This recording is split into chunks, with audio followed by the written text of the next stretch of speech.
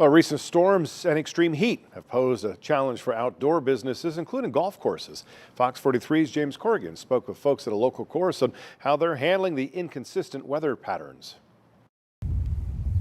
Hitting the links is a quintessential summer activity, and it can be a little harder to do when the area is hit with extreme heat or when a drive is replaced by a driving rainstorm. When storms do come, it's very important to get them off the course as fast as possible. Joe Ambrosio of Bridgewater Golf Club in York County says the storm horn has had to be blown this year after the series of thunderstorms in south central Pennsylvania.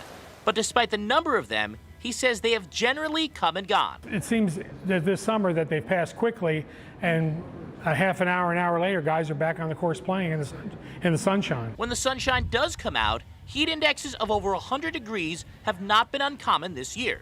Ambrosio says the preparations his club have made have helped keep the players on the course. We make sure every golfer is hydrated. They have water, they have hydrating drinks, they're wearing proper headgear. We check with them, make sure that they do have that. We offer some cooling areas that they can relax in.